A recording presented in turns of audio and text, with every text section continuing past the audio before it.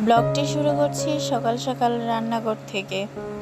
Hello everyone, আসসালামু আলাইকুম। আশা করি সবাই ভালো আছেন। আমরাও আল্লাহর রহমতে ভালো আছি। আজকে সকালের মেনু পাস্তা নুডলস।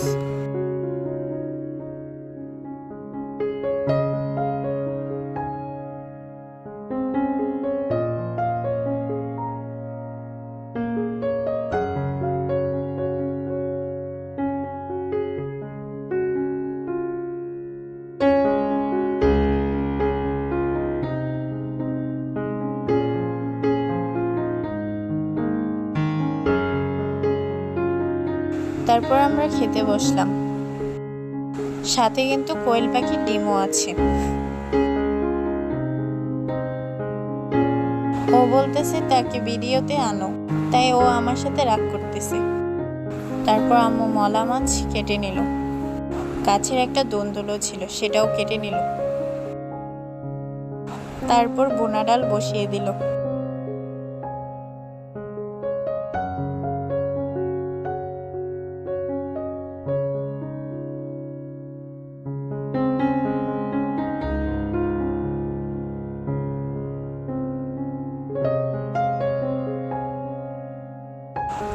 আম্মু তেল ছাড়া টক রান্না করলো। মলা মাছগুলো পাতিলায় দিয়ে দিল। লবণ, হলুদ, ধনিয়ার গুঁড়া, মরিচ, একটু পানি দিয়ে ঢেকে দিল। মাছগুলো কষে আসার পর কাঁচা আম দিয়ে দিল। বেশি করে পানি, আস্ত কাঁচামরিচ হাতে ভেঙে দিয়ে দিল স্মেলের জন্য। ধনিয়া পাতা দিয়ে নেমিয়ে ফেললো। এভাবে আপনারা টক রান্না করে খেতে পারেন, খুব মজা। তারপর আম্মুকে নিয়ে বেরিয়ে গেলাম প্র্যাকটিক্যাল পরীক্ষার জন্য। পরীক্ষার অনেক সময় বাকি ছিল, তাই আমরা একটু ঘোরাঘুরি করলাম। তাহলে আপনারাও দেখতে থাকেন, আমাদের সাথে উপভোগ করুন। আমার আম্মু, আমি, ছোট বোন আর কিছু ফ্রেন্ড ছিল। আমার ছোট বোনের নাম হুমায়রা। সে অনেক মজা পেল।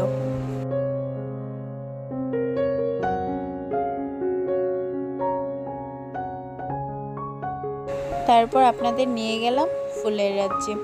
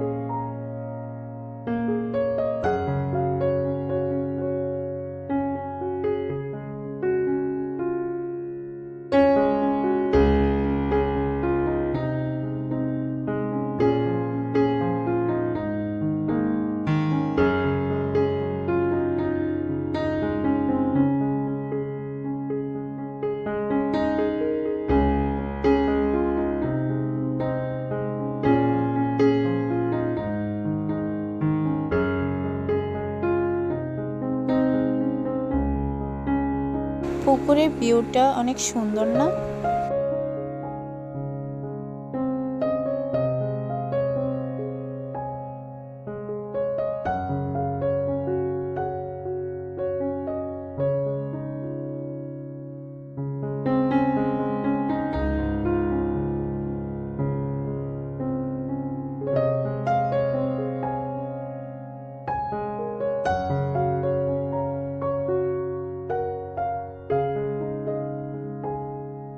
এটা হলো কাশিমপুর বড় পীর সাহেবের মাজার। তাহলে চলুন ভিতরটা ঘুরে আসি।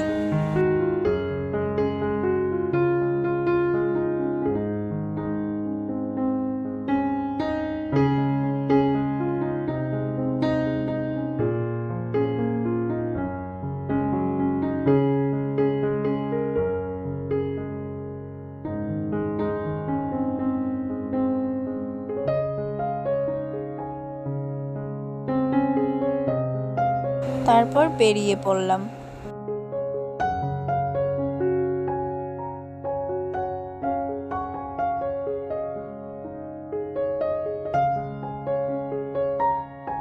এটা কাশিমপুর কোচিং সেন্টার। সবুজ গাছের দিকে তাকালে চোখ জুড়িয়ে যায়।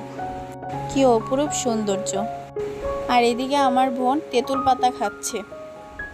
কাশিমপুর বিখ্যাত আমতলা,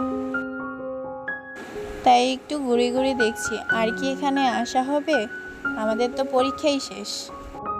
তারপর সবাই মিলে আমরা আইসক্রিম খেয়ে নিলাম। এখান পর্যন্তই। আল্লাহ হাফেজ।